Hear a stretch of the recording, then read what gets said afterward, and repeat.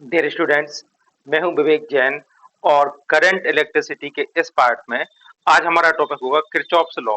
देखिए, 12th class में कुछ टॉपिक इंपॉर्टेंट होते हैं, कुछ बहुत इंपॉर्टेंट होते हैं, लेकिन ये ऐसा टॉपिक है जिसकी गारंटी होती है कि इससे क्वेश्चन तो हर साल आना ही है, चाहे आईआईटी का एग्जाम हो, नीट का एग्जाम हो या फिर 12th क्लास का एग्जाम हो। ठीक है, आज तक ऐसा कोई भी एग्जाम नहीं हुआ कि किरचॉफ लॉ पर बेस्ड क्वेश्चन ना आए हों। ठीक है, तो आप इसको बहुत अच्छे से, बहुत फंडामेंटली समझिए और इसके लिए आपको बहुत स्पेशल मेथड मिलेगी और बहुत अच्छे फंडामेंटल, जिससे आप किसी भी क्वेश्चन को बड़ी आसानी से सॉल्व कर सकते हैं। अब सवाल ये उठता है कि किरचॉफ्स लॉ होते क्या हैं और कब अप्लाई किए जाते हैं। To solve complicated electrical circuit, Kirchhoff given some law called Kirchhoff's law. ठीक है, किरचॉफ ने कॉम्प्लिकेटेड इलेक्ट्रिकल सर्किट को सॉल्व करने के लिए कुछ लॉ दिए थे, ये कहलाते हैं किरचॉफ्स लॉ। किरचॉफ्स लॉ दो हैं, किरचॉफ करंट लॉ या किरचॉफ फर्स्ट लॉ, और सेकंड है किरचॉफ वोल्टेज लॉ या किरचॉफ सेकंड लॉ। ठीक है ना। फर्स्ट कहलाता है law of conservation of charge. ठीक है, तो आइए देखते हैं किरचॉफ फर्स्ट लॉ। इसको बहुत आसान भाषा में समझते हैं। देखिए, अगर कहीं पर एक जंक्शन है, ये एक इलेक्ट्रिकल जंक्शन है और इस जंक्शन पर कुछ करंट आती हैं, कुछ करंट जाती हैं, I1, I2, I3 और I4। ठीक है, तो यहाँ पे हमें दिखाई दे रहा है I1, I2 और I3 आने वाली करंट है और I4 यहाँ पर जाने वाली करंट है। तो किरचॉफ करंट लॉ कहता है किसी भी जंक्शन पर टोटल आने वाली करंट इक्वल टू टोटल जाने वाली करंट। ठीक है, आने वाली करंट कौन कौन सी है, I1 plus I2 plus I3 equal to I4। ठीक है, total incoming current equal to total outgoing current. ठीक है, इसको और किस तरह से लिख सकते हैं, I1 plus I2 plus I3 minus I4 equal to 0। ठीक है, इसको हम इस तरह से भी कह सकते हैं, सिग्मा I इक्वल टू 0। ठीक है, तो at any junction the total algebraic sum of all current meeting at a point is equal to 0। ठीक है, किसी भी जंक्शन पर जितनी भी करंट मीट होती हैं उन सबका एल्जेब्रिक सम 0 होता है। एल्जेब्रिक सम कैसे करना है हमें, ठीक है ना, हमें कोई एक डायरेक्शन लेनी होगी। आने वाली करंट को यदि आप पॉजिटिव लेते हैं तो जाने वाली को लेना होगा नेगेटिव। तो I1 plus I2 plus I3 ये तीनों आने वाली करंट है, आने वाली पॉजिटिव, जाने वाली नेगेटिव इक्वल टू 0।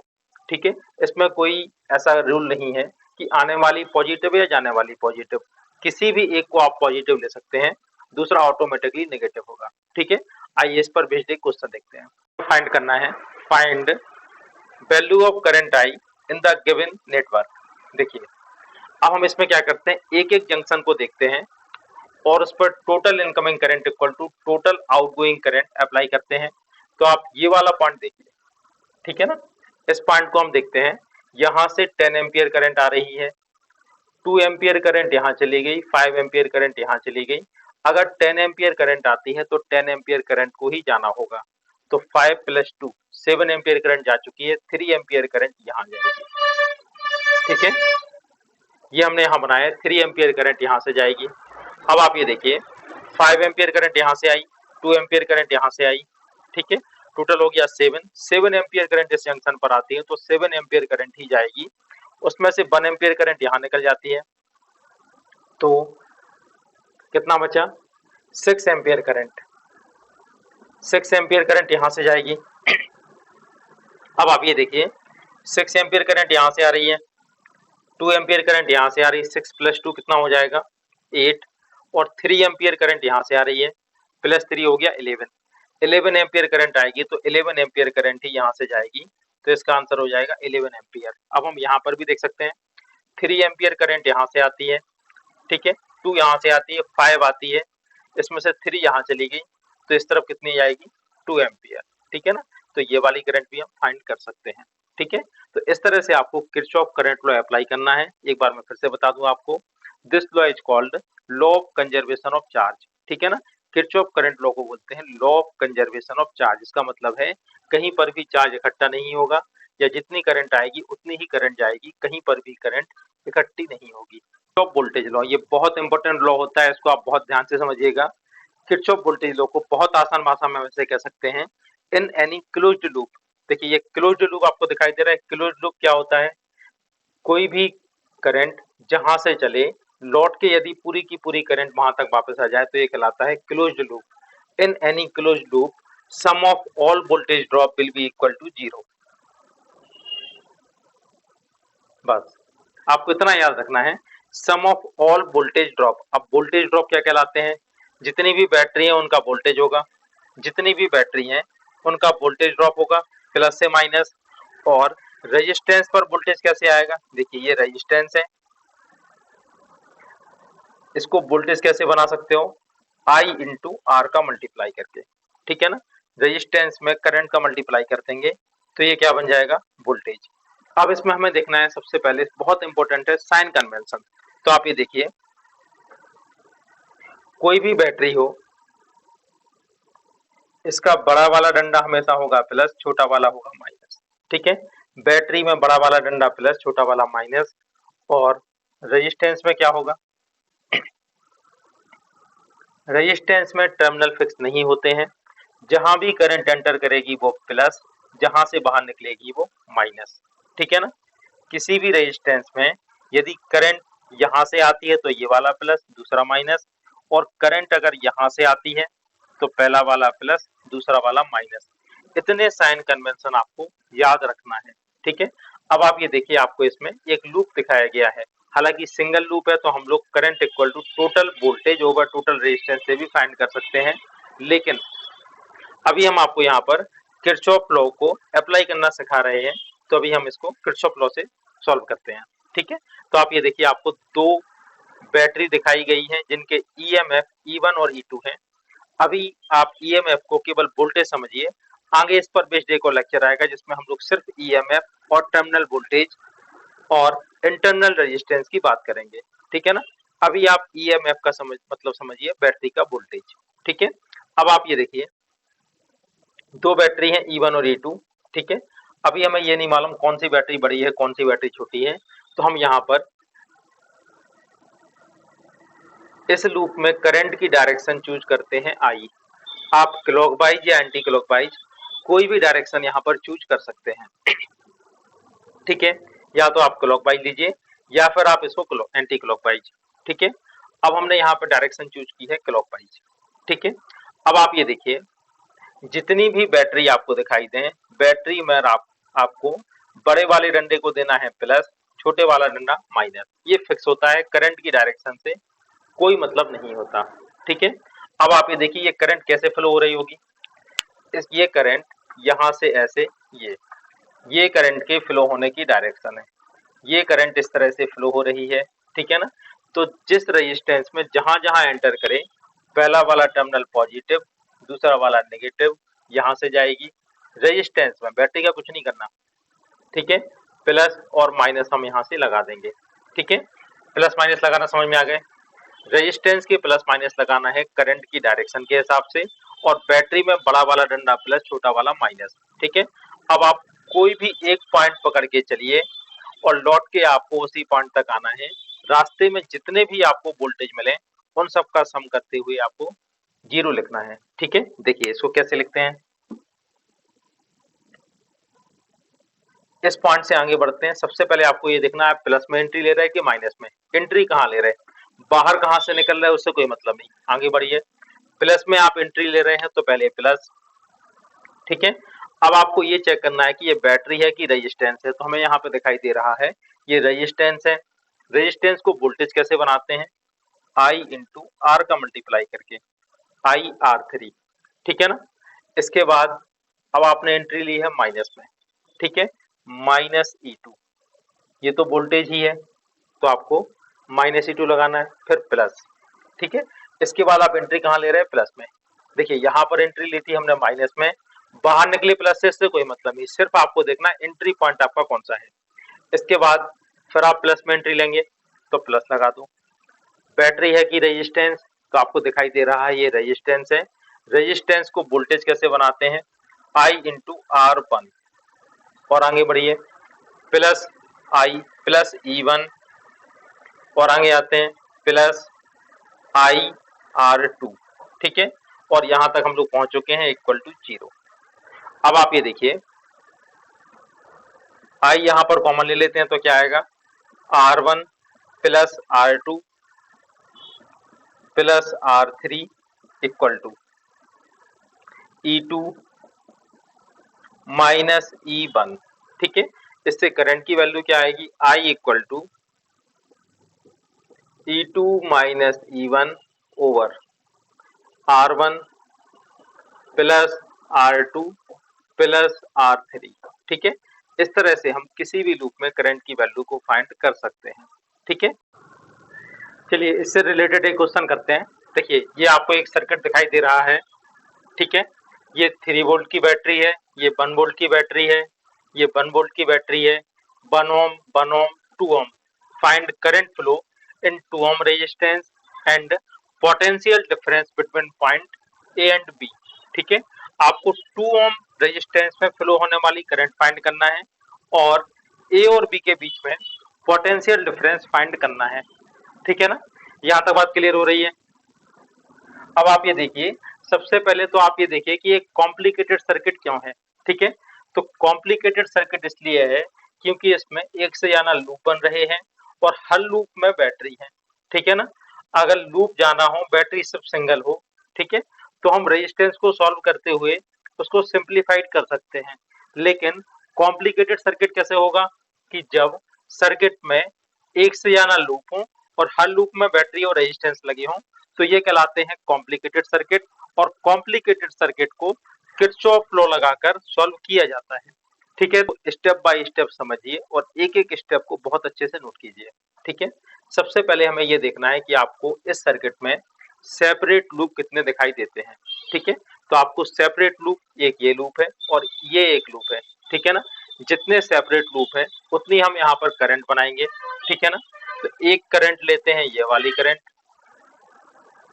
I1, और दूसरी करंट लेते हैं I2।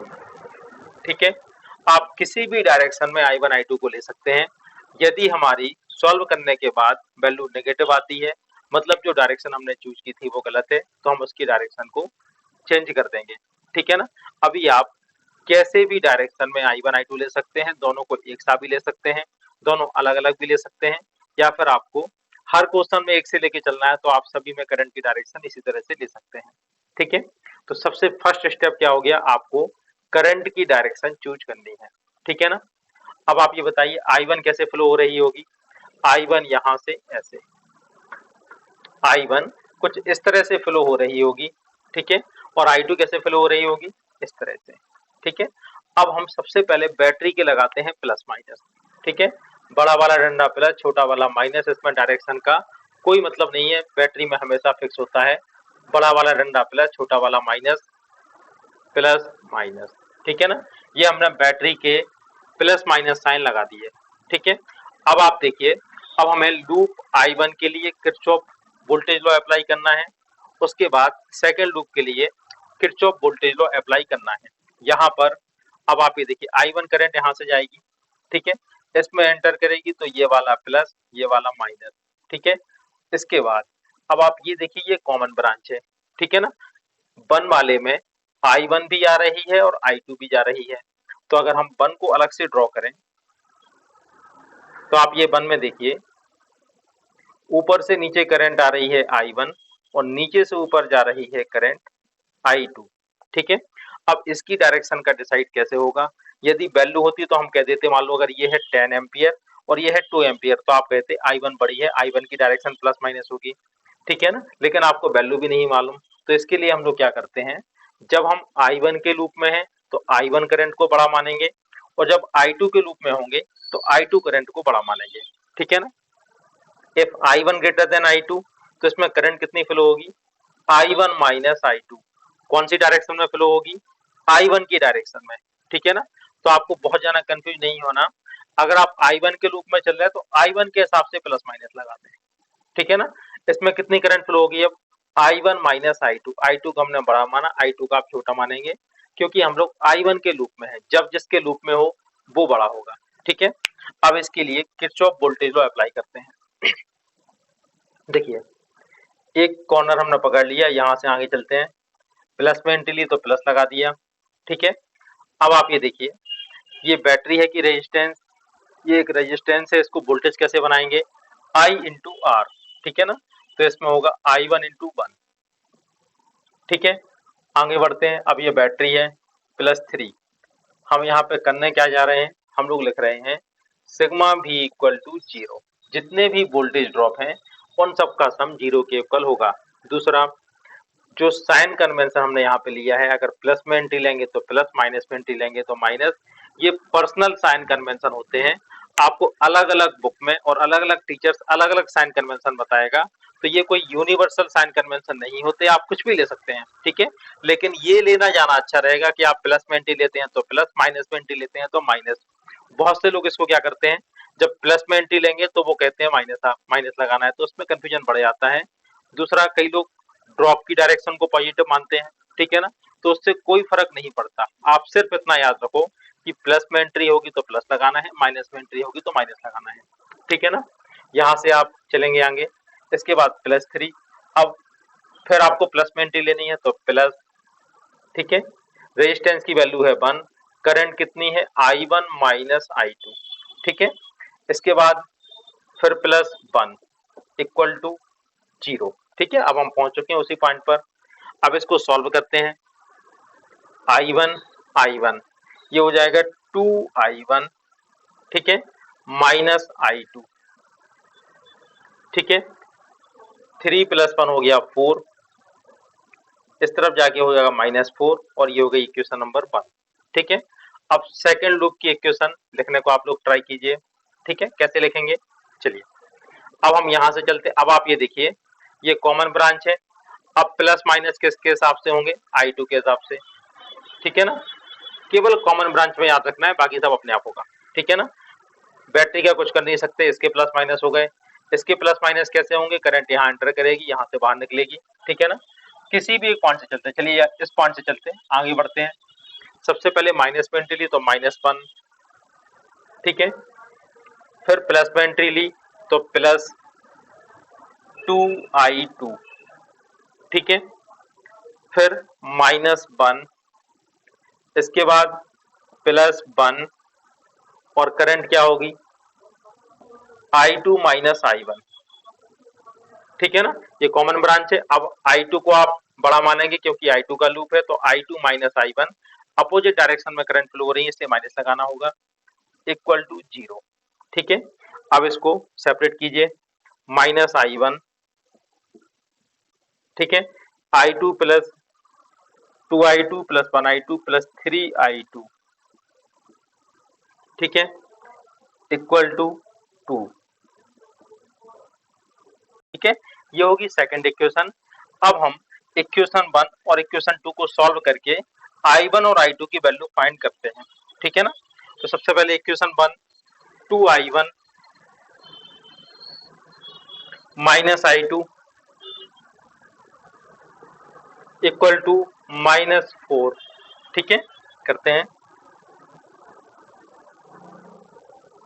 -2I1 plus 6I2 equal to 4, ठीक है। ये 0 हो गया, ये 0 हो गया, इस तरफ से बचेगा 5I2 इक्वल टू 0, तो I2 की वैल्यू आएगी 0, ठीक है ना। और I1 की वैल्यू क्या आएगी, I2 की वैल्यू को किसी भी इक्वेशन में आप रख सकते हैं, ठीक है। इस इक्वेशन में रखते हैं तो -I1 equal to 2, I1 equal to -2, ठीक है। यदि सॉल्व करने पर I की वैल्यू माइनस में आती है, इसका मतलब ये है कि हमने जो भी डायरेक्शन यहाँ चूज की थी, ठीक है ना, हमने I1 की डायरेक्शन क्या ली थी, इस तरह से, और I2 की डायरेक्शन ली थी इस तरह से, ठीक है ना। तो इसमें I1 की वैल्यू क्या आती है, -2। अब ये हमारी डायरेक्शन गलत हो चुकी है, तो हमें सही डायरेक्शन के लिए क्या करना होगा, I1 की डायरेक्शन को चेंज करना होगा, ठीक है ना। अब आप ये देखिए, अब I1 की वैल्यू क्या होगी, डायरेक्शन चेंज करने पर I1 की वैल्यू +2 आप लिख सकते हैं, ठीक है। यहाँ तक बात क्लियर है। और I2 की वैल्यू क्या है, I2 की वैल्यू 0 है, मतलब इस सर्किट में कोई भी करंट फ्लो नहीं हो रही है, तो 2 ओम में फ्लो होने वाली करंट क्या होगी, 0। अब हमें क्या फाइंड करना है, ए से लेके बी तक का पोटेंशियल डिफरेंस वोल्टेज। ठीक है, अब आप ये देखिए प्लस माइनस किसके हिसाब से लगेंगे, अब आपके पास ओरिजिनल वैल्यू आ चुकी है, तो आप ये देखिए यहाँ से करंट फ्लो होगी एक्चुअल में, ये वाला होगा प्लस, ये वाला होगा माइनस। ए से लेके बी तक आते हैं, रास्ते के जितने भी वोल्टेज मिलेंगे उन सबको ऐड करते हुए चले आना है। ठीक है ना, तो वी ए बी क्या होगा, V A B equal to, यहाँ से आते हैं प्लस में एंट्री लेते हैं प्लस 1, करंट की वैल्यू क्या है 2, -2 नहीं लिखना क्योंकि हमने डायरेक्शन यहाँ पे चेंज कर दी है। अब I1 की वैल्यू होगी +2। ठीक है ना, और हम लोग बी तक आ चुके हैं। ठीक है ना, तो वी ए बी की वैल्यू क्या होगी 2 वोल्ट। इसको किसी दूसरे रास्ते से भी चेक करके देखते हैं। ठीक है, यहाँ से आते हैं +3 -1। ठीक है, 2 ओम रेजिस्टेंस में कोई करंट फ्लो नहीं होगी तो वोल्टेज ड्रॉप कितना होगा 0, क्योंकि V equal to I into R, I की वैल्यू 0 है, आई की वैल्यू 2 है, तो ये कितना आ जाएगा, यहाँ से यहाँ तक जाने पर भी कितना आएगा 2 वोल्ट इक्वल टू 2 वोल्ट।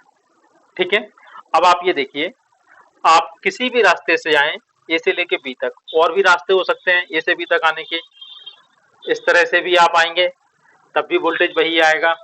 ठीक है, यहाँ से ऐसे आएंगे, कहीं से भी आप चेक कर सकते हैं। और अगर दो रास्तों का वोल्टेज एक सा आ गया, मतलब आपका क्वेश्चन कभी भी गलत नहीं हो सकता।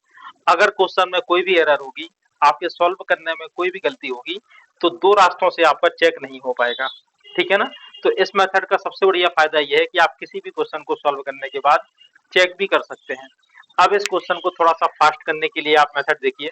ठीक है, अभी तक हमें प्रॉब्लम क्या आ रही थी कि इक्वेशन लिखने में हमारा टाइम खराब हो सकता था। ठीक है ना, तो आप ये देखिए इसी क्वेश्चन को हम लोग फास्ट तरीके से कैसे इक्वेशन लिख सकते हैं। ठीक है ना, तो आप ये देखिए, हमने यहाँ पर करंट की डायरेक्शन क्या चूज की थी पहले, इस तरह से I1 और I2। ठीक है ना, अब आप देखिए डायरेक्ट इक्वेशन कैसे लिख सकते हैं। तो फर्स्ट लूप में आप देखिए, फर्स्ट लूप में टोटल रेजिस्टेंस कितने हैं 1 और ये 1। ठीक है, टोटल रेजिस्टेंस है 2, तो आप लिखिए 2I1, ये हो गया 2I1। अब कॉमन ब्रांच कौन सी है, कॉमन ब्रांच ये वाली है, उसमें कितने रेजिस्टेंस है 1। ठीक है ना, करंट की डायरेक्शन अपोजिट है तो -1I2। ठीक है ना, 2I1 -1I2। ठीक है ना, अब आप यहाँ से आइए, केवल वोल्टेज जोड़ेंगे, +3 +1 कितना हो गया +4। ठीक है, यहाँ +4, इस तरफ आके -4। ठीक है ना, बात समझ में आ रही है, तो आप इस तरह से डायरेक्ट इक्वेशन लिख सकते हैं। सेकंड इक्वेशन को डायरेक्ट लिखना देखते हैं। देखिए सेकंड इक्वेशन देखिए, इसमें टोटल कितने रेजिस्टेंस हैं, इस लूप में टोटल रेजिस्टेंस 1 और 2, टोटल हो गया 3, तो आपको लिखना है 3I2, आपको लिखना है 3I2। कॉमन ब्रांच कौन सी है 1, इसमें करंट की डायरेक्शन अपोजिट है -1I1, -1I1। ठीक है, अब वोल्टेज देखते हैं, -1 हो गया, इस तरफ आएगा -2, इस तरफ जाके +2। तो इस तरह से हम किसी भी इक्वेशन को डायरेक्ट लिख सकते हैं। ठीक है ना, तो इससे हमारा काम थोड़ा आसान हो जाएगा। ठीक है, इस तरह से हम किरचॉफ लॉ से रिलेटेड क्वेश्चन सॉल्व कर सकते हैं। इस क्वेश्चन में आपको फाइंड करना है, find current flow in 3 ohm resistance and potential difference between A B. ठीक है, आपको 3 ओम में फ्लो होने वाली करंट और ए और बी के बीच का पोटेंशियल डिफरेंस फाइंड करना है। तो सबसे पहले हम लोग ये देखते हैं कि यहाँ पर कितने सेपरेट लूप आपको दिखाई दे रहे हैं, यानी अलग अलग लूप आपको कितने दिखाई दे रहे हैं। तो आप ये देखिए, ये फर्स्ट लूप है, ये सेकंड लूप है। दोनों लूप में आप अपने मन से करंट की डायरेक्शन चूज कीजिए। फर्स्ट लूप में करंट है I1 और सेकंड लूप में करंट फ्लो होगी I2।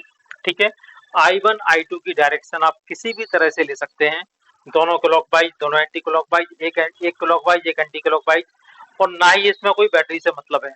ठीक है, यदि आपको सॉल्व करने पर I1 की वैल्यू प्लस आती है, मतलब आपने डायरेक्शन सही ली है। यदि ये वैल्यू माइनस आती है तो इसका मतलब यह है कि आपने जो डायरेक्शन चूज की है वो डायरेक्शन गलत है, आपको डायरेक्शन को रिवर्स करना होगा। ठीक है, तो हमने यहाँ पर I1 और I2 इस तरह से दो डायरेक्शन यहाँ पर चूज की है। I1 की वैल्यू कैसे फ्लो होगी, I1 यहाँ से जाएगी, यहाँ से जाएगी, यहाँ से, इस तरह से। ठीक है ना, इस तरह से करंट I1 फ्लो होती रहेगी। और I2 कैसे फ्लो हो रही होगी, यहाँ से, इस तरह से, ये। ठीक है ना, ये I2 के फ्लो होने की डायरेक्शन होगी। यहाँ तक बात क्लियर है। अब आप ये देखिए, अब हमें लूप 1 और लूप 2 की इक्वेशन लिखनी है।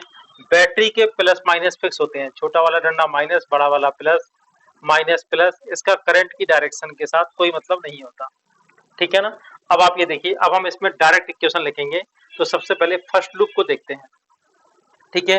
फर्स्ट लूप में टोटल कितने रेजिस्टेंस हैं? 3 प्लस 1 प्लस 2 प्लस 2, 3 प्लस 1 हो जाएगा 4, 4 प्लस 2 6, 6 प्लस 2 8, ठीक है। टोटल रेजिस्टेंस है 8। और कौन से लूप की बात कर रहे थे? I1, तो आपको लिखना है 8I1। किसी भी लूप की इक्वेशन आप लिखते हैं तो पहले उसका टोटल रेजिस्टेंस देखिए। अब इसके बाद कॉमन ब्रांच में कितने रेजिस्टेंस है? तो कॉमन ब्रांच ये वाली है और इसमें रेजिस्टेंस है 2 प्लस 2 4, ठीक है ना। अब आप ये देखिए, कॉमन ब्रांच की करंट अपोजिट डायरेक्शन में है, यदि अपोजिट डायरेक्शन हो तो माइनस लगाना है, -4I2, ठीक है ना। एक बार फिर से देखते हैं। सबसे पहले फर्स्ट लूप के टोटल रेजिस्टेंस, तो 3 plus 1 4 plus 2 6 plus 2 8, 8I1। Common branch देखते हैं, कॉमन ब्रांच के टोटल रेजिस्टेंस, इसको माइनस करते हैं क्योंकि I1 की डायरेक्शन I2 की अपोजिट है, अगर एक ही डायरेक्शन होती तो इसको प्लस करते, ठीक है ना। अब देखना है हमें टोटल वोल्टेज कितने हैं, तो यहां से चलते हैं, -8 प्लस 4, ठीक है ना। देखिए यहां से करंट डायरेक्शन में चलते हैं, -8 प्लस 4 कितना आएगा? -4, -8 प्लस 4 तो बचा -4 इक्वल टू 0, और 4 को आप इस तरफ ले जाएंगे तो आ जाएगा इक्वल टू 4, ठीक है ना। ये फर्स्ट लूप की इक्वेशन होगी। अब इसी तरह से हम लोग कोशिश करते हैं सेकंड लूप की इक्वेशन लिखने के लिए, तो इसको भी हम लोग डायरेक्ट लिखते हैं। देखिए सेकंड लूप में टोटल कितने रेजिस्टेंस हैं? 2 प्लस 2 4 प्लस 1 5 प्लस 1 6, ठीक है ना। टोटल रेजिस्टेंस हो गए 6, और कौन सा लूप है? I2 वाला, तो आप लिखेंगे 6I2, ठीक है ना। अब देखते हैं कॉमन ब्रांच, तो कॉमन ब्रांच यही होगी, और कॉमन ब्रांच में कितने रेजिस्टेंस है? 2 प्लस 2 यानी 4, ठीक है ना। तो आप लिखेंगे -4I1। माइनस क्यों लगाया? क्योंकि I2 की डायरेक्शन I1 की डायरेक्शन के अपोजिट है, ठीक है ना। इक्वल टू क्या होगा? अब आप देखिए, -10 -4, ठीक है, -14, यहाँ आएगा -14, इस तरफ जाके हो जाएगा। चलिए पहले यही लिखते हैं, -14 इक्वल टू 0, और इक्वल टू के इस तरफ जाएगा तो हो जाएगा +14। ये सेकंड इक्वेशन होगी। अब आपको दोनों इक्वेशन को सॉल्व करके I1 और I2 की वैल्यू फाइंड करनी है, ठीक है ना। तो सेकंड इक्वेशन में 2 का मल्टीप्लाई करके फर्स्ट में ऐड करते हैं। तो फर्स्ट इक्वेशन क्या थी हमारी? 8I1 -4I2 इक्वल टू 4, ठीक है। इसमें 2 का मल्टीप्लाई करते हैं तो आ जाएगा -8I1 plus 12I2 equal to 28, ठीक है। इन दोनों को ऐड करते हैं, इससे ये कैंसिल हो जाएगा, यहां से बचेगा 8I2, ठीक है। 8I2 equal to 32, I2 equal to कितना आएगा? 32/8 4, ठीक है ना। I2 की वैल्यू आ जाती है 4, ये वैल्यू प्लस में आ रही है, मतलब जो डायरेक्शन हमने यहाँ पे चूज किया वो डायरेक्शन सही है। अब इसके बाद I2 की वैल्यू फर्स्ट इक्वेशन में रखते हैं, ठीक है। I2 की वैल्यू फर्स्ट इक्वेशन में रखते हैं तो कितनी आएगी I1 की वैल्यू? 8I1 माइनस 4 इंटू 4, ये हो जाएगा 16 equal to 4, 8I1 equal to 20, ठीक है ना। 8I1 equal to 20, I1 equal to 20/8, ठीक है। और 4 से 5/2, या आप कह सकते हैं 2.5 एम्पियर, ठीक है ना। I1 और I2 दोनों की वैल्यू प्लस में आती हैं। यदि दोनों की वैल्यू प्लस में आई है तो हमारी दोनों डायरेक्शन सही है, और यदि किसी भी एक की वैल्यू माइनस आती तो आप उसकी डायरेक्शन को यहीं पर इंटरचेंज कर देते, ठीक है ना। वैल्यू आपको प्लस में लिखनी है हमेशा, और अगर माइनस में आता है तो डायरेक्शन को रिवर्स करके फिर आपको वैल्यू प्लस में ही लिखनी है, ठीक है। अब आप ये देखिए 3 ओम में फ्लो होने वाली करंट कौन सी है? I1 की वैल्यू क्या आ चुकी है? 2.5, ठीक है। तो 3 ओम में बहने वाली करंट होगी 2.5 एम्पियर। अब देखते हैं VAB। ए से लेके बी तक का वोल्टेज, ठीक है। तो ए से बी तक आने के बहुत से रास्ते हैं, किसी भी एक रास्ते से आ सकते हैं, ठीक है। दो रास्ते से आके हम लोग चेक करके भी देखेंगे। यहाँ से आगे बढ़ते हैं, सबसे पहले माइनस में जाते हैं, -8, ठीक है। और आगे बढ़ते हैं, देखिए करंट की डायरेक्शन के हिसाब से पहला प्लस दूसरा माइनस, ठीक है। प्लस में एंट्री ले रहे हो तो प्लस लिखना है, +1 इंटू इसमें कौन सी करंट फ्लो होती है, I1। I1 की वैल्यू है 2.5, ठीक है। फिर यहाँ पर आइए, इसमें भी कौन सी करंट फ्लो हो रही है, पहला वाला प्लस दूसरा वाला माइनस, क्योंकि करंट की डायरेक्शन में आपको प्लस माइनस अप्लाई करने हैं। तो +1 इंटू I2, 1। I2 की वैल्यू क्या है, I2 की वैल्यू है 4, ठीक है। और हम लोग बी पॉइंट तक पहुंच चुके हैं, तो ये वैल्यू क्या होगी, -8 प्लस 6.5 इक्वल टू -1.5 वोल्ट, ठीक है। एक रास्ते से और चेक करके देखते हैं, अगर दो रास्ते से वैल्यू एक से आती है मतलब क्वेश्चन 100% सही है, क्वेश्चन के गलत होने का कोई भी चांस नहीं होगा, ठीक है ना। चलिए यहाँ से आके देखते हैं, देखिए करंट यहाँ से आती है तो पहला वाला प्लस दूसरा वाला माइनस, प्लस या माइनस किसके हिसाब से लगाने हैं, करंट की डायरेक्शन के हिसाब से। अब आपको ए से बी तक चलना है, सबसे पहले हम लोग माइनस में एंट्री लेते हैं तो माइनस लगाएंगे, 3 इंटू, ठीक है ना, -3 इंटू कौन सी करंट है, I1। I1 की वैल्यू क्या आई है, 2.5, ठीक है। इसके बाद +10, फिर देखिए I1 की I2 के हिसाब से ये होगा प्लस, ये होगा माइनस, क्योंकि यहाँ पे I2 करंट आ रही है और आप आ रहे हैं यहाँ से, तो अब आप किस में एंट्री लेते हैं, माइनस में, -1 इंटू I2। I2 की वैल्यू होगी 4, ठीक है ना। तो ये कितना आ जाएगा, -7.5 +10 -4, ठीक है। ये भी कितना आएगा, -1.5 वोल्ट, ठीक है। जब दो तरफ से चेक हो जाए मतलब वैल्यू बिल्कुल सही है। अब आपको एक बात ध्यान रखना, वोल्टेज पोटेंशियल डिफरेंस या वोल्टेज डिफरेंस यदि माइनस में आता है तो माइनस ही लिखना और प्लस में आता है तो प्लस ही लिखना है, इसमें आपको कोई साइन चेंज नहीं करना, ठीक है। अब आप ये देखिए, VAB का मतलब होता है VA माइनस VB, ठीक है ना। और इसकी वैल्यू नेगेटिव आने का मतलब है potential of A is less than potential of B, ठीक है ना। इस तरह से हम ये भी पता लगा सकते हैं कि A और B पॉइंट में किसका पोटेंशियल कम है और किसका पोटेंशियल ज्यादा है, ठीक है ना। तो potential of point B is greater than potential of point A। यदि VAB की वैल्यू पॉजिटिव आती तो हम कहते हैं potential of A is greater than potential of B, ठीक है ना। इस तरह से हम लोग किन्हीं दो पॉइंट्स के बीच का पोटेंशियल फाइंड कर सकते हैं। अब आप देखिए इसके क्वेश्चन में और क्या हो सकता है, कभी कभी आपको ऐसा भी दे सकते हैं कि यहाँ पे किसी एक पॉइंट को अर्थ दे दें, ठीक है ना, किसी भी एक पॉइंट को अर्थ कर दें, ठीक है। ये क्वेश्चन में गिवन होगा और आपसे पूछा जाएगा find potential of point A, ठीक है ना। ये हो गया अर्थ, अर्थ मीन्स ई, ठीक है। सिंगल पॉइंट का पोटेंशियल आपसे तभी पूछा जाएगा जब कोई एक पॉइंट अर्थ हो, ठीक है ना। आपको फाइंड करना है find potential of point A. जब भी हमें सिंगल पॉइंट का पोटेंशियल फाइंड करना होता है तो उस पॉइंट से लेके हम अर्थ तक आते हैं, तो VA मीन्स VAE, क्योंकि अर्थ का पोटेंशियल हमेशा 0 होता है, ठीक है ना। अब आपको VA मीन्स VAE, ए से लेके ई तक आना है, रास्ते के सारे वोल्टेज ऐड करते हुए चले आना है। तो देखिए ए से आते हैं, पहले आप माइनस में जाते हैं तो माइनस लगाइए, ठीक है। रेजिस्टेंस है तो वोल्टेज कैसे बनाओगे, I इंटू आर, ठीक है। I की वैल्यू है 3, सॉरी I की वैल्यू है 2.5, R की वैल्यू है 3, 3 इंटू 2.5 इक्वल टू -7.5 वोल्ट, ठीक है। अगर ये वाला पॉइंट अर्थ है तो पॉइंट ए का पोटेंशियल होगा -7.5 वोल्ट, ठीक है। इसी क्वेश्चन में find potential of point B, ठीक है।